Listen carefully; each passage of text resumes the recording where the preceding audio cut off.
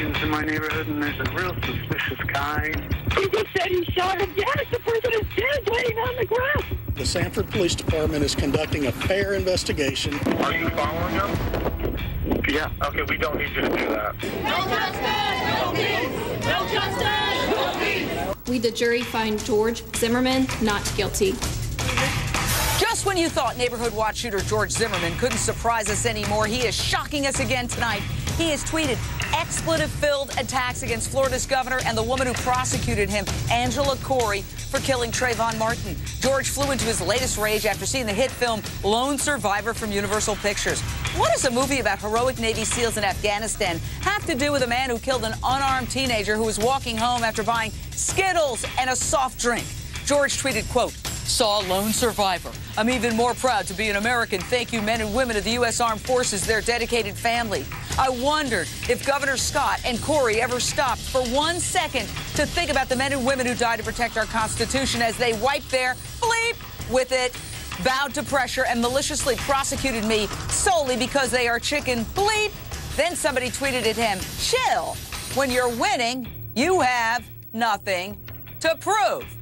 And then he responded, "PETA, no disrespect to chicken bleep, but I'm certain it has more common sense, principles, and morals than Florida Governor Scott and Angie Corey combined." You know, Zimmerman, in his fantasy brain, appears to be romanticizing his own bad behavior. He sees this movie about heroes, and then he turns himself and his head into a crusader for justice, a patriot.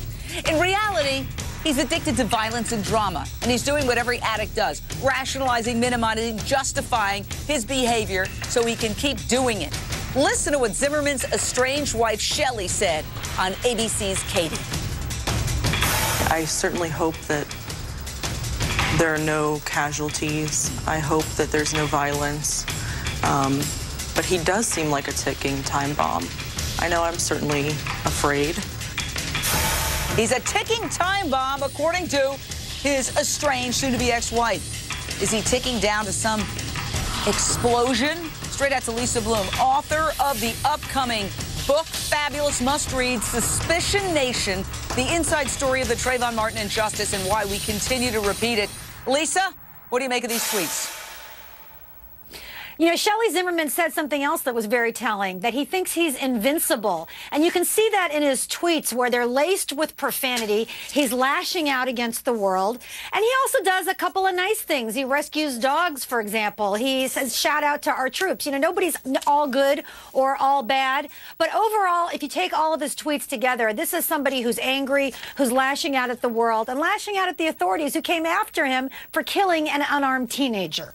And what about all the drama-rama since his acquittal less than 2 months after George was found not guilty of murdering Trayvon Martin in July? His estranged wife called the cops on him. Listen to this. He continually has his hand on his gun, and he keeps saying, "Step closer." He's just threatening all of us with his firearm. And he's going to shoot us. Okay. He punched my dad in the nose. My dad has a mark on his face. I saw his glasses were on the floor. He accosted my father. All right, you know, just one more example of drama-rama, but he didn't face any charges as a result of that, and we'll get to some more drama. Rolanda Watts hosts Sundays with Rolanda. This guy cannot just lay low. As the tweeter said back to him, "You won. You know, take your victory and get out of our face."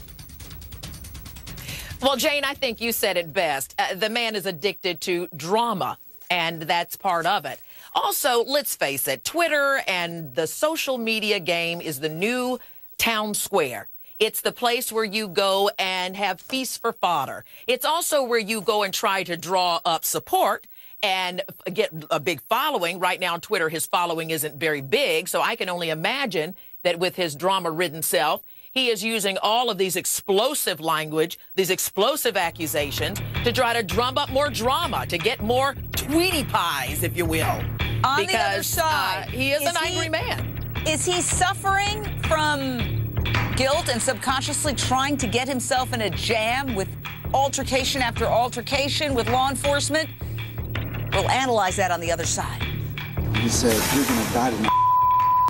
he reached for it, but he reached, like, I felt his arm going down to my side, and I grabbed it, and I just grabbed my firearm, and I shot him one time. He's in my house breaking all my shit because I asked him to leave. He has his freaking gun breaking all of my stuff right now. That's his girlfriend. Remember, just after the altercation he had with his soon-to-be ex-wife and her dad, he has another altercation, this time with his girlfriend, Samantha Sheeby, and Samantha calls the cops on him. Mark Starling, radio reporter, News 96.5, you're down there in Florida where all this is going on. Does he have a job? Does he do anything that does not involve just one drama after the next and then tweeting, comparing himself to heroes who fought for our country? You know, the only time we see surface of him is when the drama happens. You know, these tweets being the latest. You know, I don't know what it's going to take for him to just completely disappear at this point. I think he's had a taste of the limelight, and he's always had some sort of complex, and I think that goes back to the neighborhood watch syndrome, if you will. You know, he never gets enough. He's just too full of himself. So, you know, I think these tweets are just one way for him to lash out without actually going out in public and getting in trouble, because he seems to be doing a pretty good job at that. Wendy Murphy, a former prosecutor, he seems very angry. He's had 2 public altercations since his acquittal. We all know he shot Trayvon Martin. Is he a danger to the public? I don't think so. I think it's really a bad idea to give this guy this attention, frankly. I mean, you know, we're complaining about him and we're giving him perhaps what he wants, which is a little bit of that hero vibe, even though he's wrong. You know, he's clearly not a hero. But if we keep paying attention to him, then at least the feeling for him is that he's still important. So I just want to leave the guy alone. I want him to leave us alone. He has this OJ quality to him, acting like a jerk so he gets on the news. Well, the other OJ quality, let me say, is that OJ, you know, many felt got away with murder, and then he ended up behind bars for robbery. Is there a pattern there? Lisa Bloom, author of Suspicion Nation, about this case. Yeah, and you know, you mentioned Samantha Sheeby, his girlfriend, who said that he had choked her and threatened her with a gun, and now the 2 of them are tweeting with each other. He says, Samantha, I don't know why, but I always giggle when you favorite something I write as you're laying next to me. And she says, that's why I do it. I love hearing you giggle. You know, so these 2 are back together. Yeah, I think it's only a matter of time before we hear more complaints again. Gotta leave it right there, because on the other side, we've got a breaking news story, and I'm sorry, panel, if we didn't get to everyone. My apologies. We got a breaking